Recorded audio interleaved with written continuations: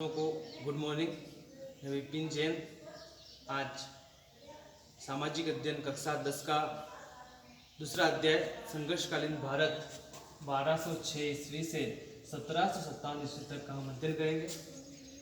इसमें हम निम्न वंश का अध्ययन करेंगे। इधर मैंने वंश लिखा है और ये है संस्थापक। सबसे पहला जो गुलाम वंश है, इस गुलाम वंश का समय है 1206 ईस्वी से लगाकर 1290 ईस्वी तक, जिसके संस्थापक थे कुतुबुद्दीन ऐबक।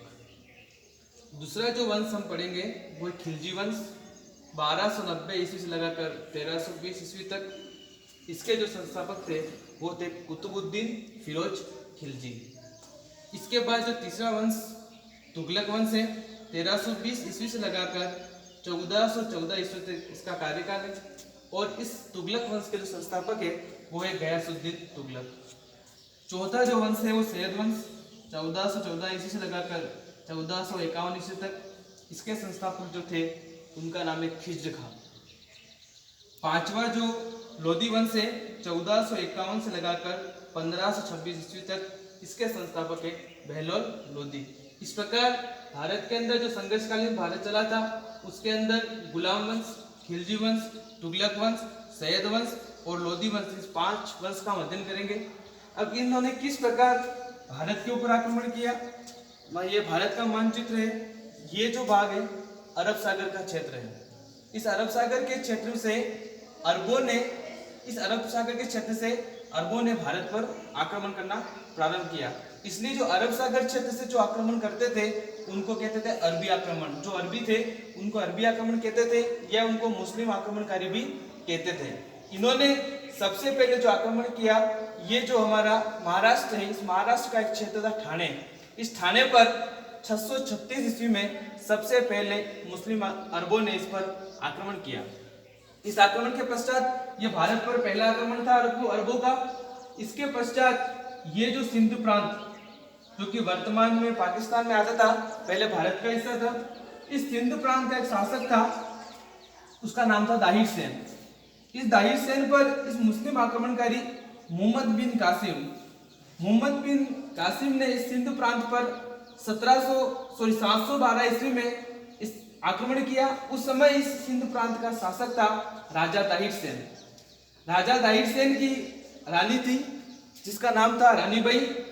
जब दाहिर सेन इस युद्ध में हार की स्थिति पर होते हैं तो रानियों को लग जाता है कि अब दाहिर सेन की स्थिति गंभीर है। इस कारण रानियां जो होती वो जोहर करती है। जैसा कि जोहर का तात्पर्य है कि जब रानियों को लगता है कि उनके राजा युद्ध क्षेत्र में हारने की स्थिति पर आ जाते हैं तो वे अपने प्राणों की आहुति अग्नि में कूदकर दे देती है। तो इसी प्रकार भारत का सबसे पहला जो जोहर किया था वो रानी बाई ने किया था, जो कि राजा सिंध प्रांत के शासक थे, दाहिर सेन की पत्नी थी, रानी थी। उन्होंने सबसे पहले जोहर किया था। इस आक्रमण के बाद भारत के ऊपर आक्रमण करता महमूद गजनवी 1000 से लगाकर 1027 ईस्वी तक। महमूद गजनवी ने भारत के ऊपर कुल 17 बार आक्रमण किया था। इस आक्रमण के पश्चात भारत के ऊपर मोहम्मद गोरी आक्रमण करता है।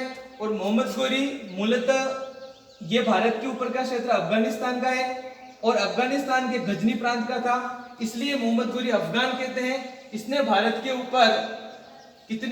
ऊपर आक्रमण किया जो कि गजनी और अफगानिस्तान का रहने वाला था।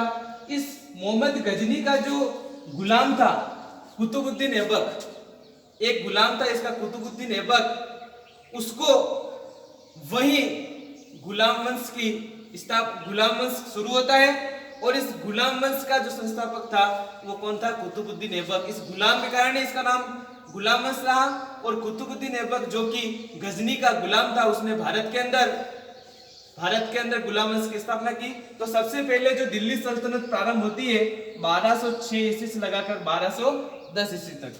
गुलाम वंश, इस गुलाम वंश को हम उपनाम से यामिनी वंश भी कहते हैं और इल्बरी वंश भी कहा जाता है।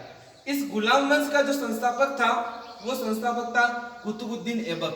कौन था? कुतुबुद्दीन ऐबक इस गुलाम वंश का संस्थापक था। इसका राज्यारोहण हुआ था 1206 ईस्वी में। 1206 ईस्वी में इसका राज्यारोहण हुआ। इसने अपना जो कार्यभार संभाला। इस कुतुबुद्दीन ऐबक को लाख बख्श के नाम से भी जाना जाता था। इसकी एक उपाधि थी लाख बख्श, इसे लाख बख्श भी कहते थे। और इसने अपनी जो राजधानी थी वो राजधानी बनाई थी लाहौर, जो कि वर्तमान पाकिस्तान में है। लाहौर को राजधानी बनाई। कुतुब मीनार की पहली मंजिल, कुतुब मीनार में कुल 5 मंजिल थी, 1 2 3 4 5 मंजिल थी। उस 5 मंजिल के जो पहली मंजिल थी, इस पहली मंजिल का निर्माण जो करवाया था वो कुतुबुद्दीन ऐबक ने करवाया था। बची हुई शेष जो 4 मंजिल है, इस शेष 4 मंजिल का निर्माण इल्तुतमिश ने करवाया था। कुतुब मीनार का निर्माण सूफी संत ख्वाजा कुतुबुद्दीन बख्तियार काकी की स्मृति में कुतुबुद्दीन ऐबक ने इस कुतुब मीनार का निर्माण करवाया था। तो एक बार फिर अपन इसका रिपीट कर देते हैं। आज का मेरा इतना ही लेसन है। गुलाम वंश, खिलजी वंश, तुगलक वंश, सैयद वंश, लोधी वंश, इस 5 वंश के बारे में पढ़ा अपन ने। गुलाम वंश का जो संस्थापक था वो था कुतुबुद्दीन ऐबक, उसके बारे में आपने आज अध्ययन किया। धन्यवाद।